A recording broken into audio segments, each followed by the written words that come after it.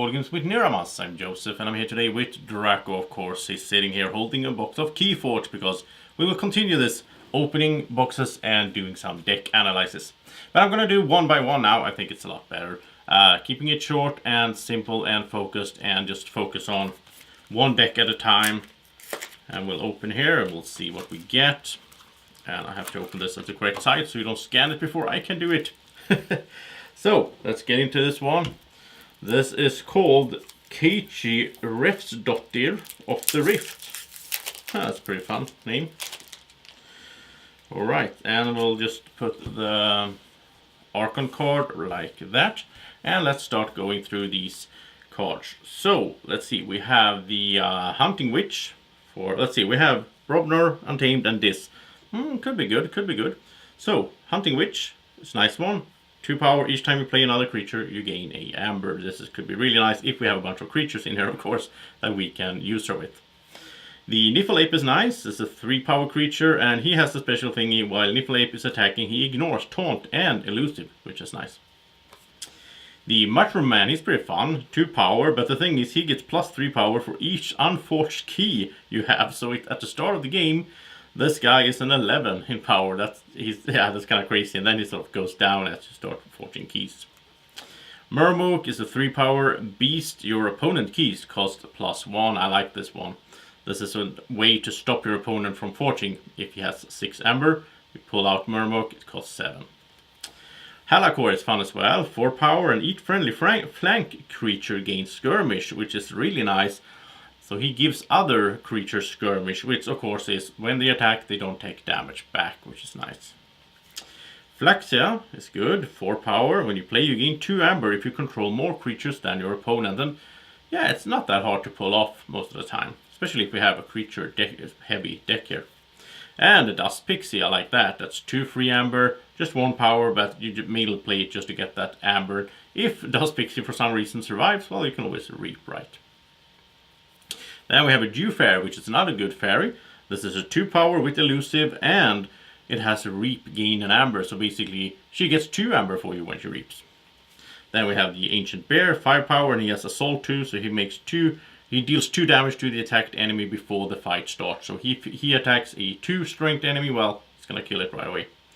Oh, and a Bear Flute. The Bear Flute is an artifact that either fully heals an Ancient Bear, or if there are no Ancient Bears in play, you can search your deck and discard pile and put each Ancient Bear from them into your hand. If you do, shuffle your discard pile into your deck. The problem is, well, we only have 1 bear. I wish we had like 2 or 3. I have another deck, I think, with 4, and then the Bear Flute is really nice. But it's not terrible, but yeah. So Vigor, get your free amber, and when you play it, you heal up to 3 damage from a creature. If you healed 3 damage, then you gain another amber. So yeah, you can heal and get amber, that's good. And the Full Moon, when you play it for the remainder of the turn, you gain an amber each time you play a creature. So of course, if you have the Hunting Witch and the Full Moon, right, and you have both of them at the same time, you put out a bunch of these creatures. There's a lot of creatures in here, and that's a lot of amber. Okay, so let's just sum up here. We have the Untamed, so 3, 4, 5, 6, 7, 8, 9 creatures, creature heavy. But yeah, we have good variation here, I think. As I said, I wish we had at least 1 more bear, maybe instead of like the Niffle or the Mushroom Man, just for that Bear Flute, right? And Vigor is nice, and Full Moon is nice. So this could generate a bunch of amber if played right, and if you get the right cards in your hand at the same time. Then we go over to this, and we have the Terror, which is a good starting card, because he has 5 power, and when you play him, if your opponent has no amber, you gain 2 amber. So either in the start, or maybe if you can sort of like steal your opponent's amber, or maybe your opponent just made a key, well then, the Terror is not that bad. Succubus, oh, I like this one. 3 power, and during the draw card step, your opponent refills their hand to 1 less card as long as she's out there. Wow, this is really annoying to be facing. Schuler is nice, 5 in power, and when you play him, if your opponent has 4 amber or more, you steal 1. So this is a way to steal, and you know, there's not that many steal cards, I guess, in this, so this is a good one. We have the Pit Demon. Well, here's another steal card. He has 5 power, and he has the action to steal 1, so yeah. And then the Dust Imp, I like this one because when it's destroyed, you gain 2 amber. It's only 2 power, so you can use it to attack something just to get it destroyed so that you gain the amber. Choret is nice. Here we have the 4 power, play, capture 3 amber. So, interesting deck. I mean, we have a lot of creatures in here, right? Well, here we have some creatures as well, but they also have some steal abilities and capture, which is, Library of the Damned. This is an artifact that has the action to archive a card, which is, always good, but yeah, maybe we can set up some combos and so on when you archive cards. Oh, Lash of Broken Dreams, I like this artifact, it's one of my favorites, where the action is that your keys cost +3 to your opponent's next turn, so as long as you have the Lash and you're playing this, it's going to cost at least, 9 basically for your opponent to make a key. Really nice, happy to have this one in here. And Gateway to Dis, so important. The board wipe, you destroy each creature, you gain 3 chains. Wow, this is looking good. And then now the Gateway to Dis. Okay, I really like this deck so far. And the Control the Weak. You get a free amber. When you play it, you choose the house that your opponent is going to play next, on his or her next turn. So, and then a Rise, which is, choose a house. Return each creature of that house from your discard pile to your hand. Gain 1 chain. This combos well. You have a bunch of these untamed creatures out. The Hunting Witch gets you amber for playing creatures to get with the full moon. Then they might die. Well, then you can just pull them all up again with the Rise. Wow, I like this. Okay, so far so good. This is looking good, I think. There's a lot of interesting things in here. Then we have Brobnar. So we have the Smash 5 power creature. And he has the play stun a creature. Always good, and I mean, he's pretty strong, and play him and stun something, that's always nice. And we have the Rock Hurling Giant. He's a 6 power. During your turn, each time you discard a Brobnar card from your hand, you may deal 4 damage to creatures. It's kind of interesting. So you have him out there, and if you discard a Brobnar card, then you do 4 damage, and that's direct damage that passes through taunts and evades, all that stuff that could be annoying for you. You just can ignore that, do the direct damage, and then he can fight as well, or reap, so yeah, like that one. And then Crump, another strong one, 6 power. After an enemy creature is destroyed fighting Crump, its controller loses 1 amber. So this is a way also to take away amber from your opponent, so important in this game. Another Crump, nice. Then we have Ganga Chieftain, which is a good one, 5 power, and when you play him, you may ready a fight with a neighboring creature. Wow, this is looking good, folks. And then we have the Fire Spitter, 5 power and 1 armor, which is kind of rare for Brobnar. And before the fight, he deals 1 damage to each enemy creature. So, if your enemy has a lot of weak guys out there, well, that's perfect. Then we have Bumpsy. When you play him, your opponent loses an amber. He's a 5 strength as well. So many ways to, both in this, had a steal and a capture. Brobnar has some ways to make your opponent lose amber. Wow, and another Bumpsy. Wow, look at this. 2 Bumpsies and 2 Crumps. This is looking good. And the Punch, which is an action card, gives you free amber. Play, deal 3 damage to a creature. Once again, direct damage, which I love in this game.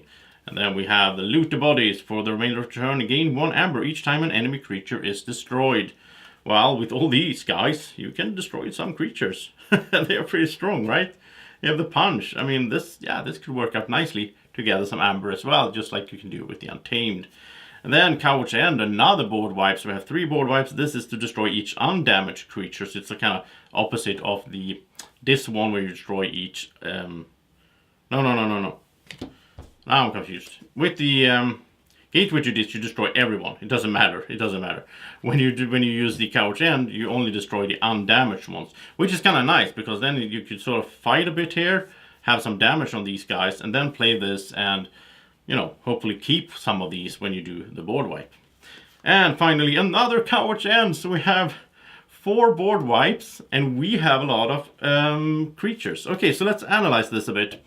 First of all, how many creatures do we have? 1, 2, 3, 4, 5, 6, 7, 8, 9.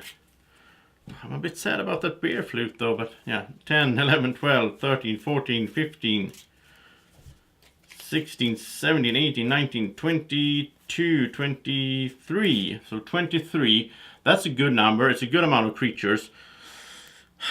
what do we not have? Well, basically we have 4 board wipes, which is awesome.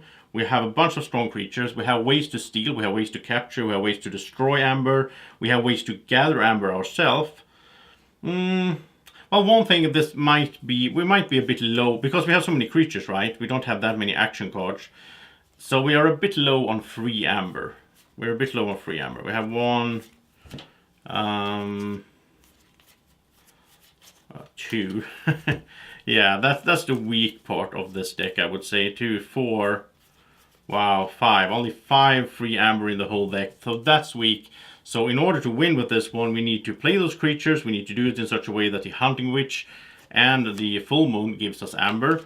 Then if they die, we have a right, so we can pick them up again. And we need to use our 1 and only loot the bodies when we kill off some enemies to get some amber, which works well with Coward's End and so on, of course. So yeah, I think this could be a good one. I'm excited to try it out. And that was Keiichi Refsdottir of the Rift. Yeah, I want to play this one for sure. I think this is a keeper. Thank you so much for watching this kind of quick unboxing and deck analysis of Keyforge. We'll be back with more decks in the future, of course. Thank you so much. Have a great evening, morning, or whenever you're watching. Take care. Bye-bye. Do you want to keep this little dragon this happy all day long? Then like the video.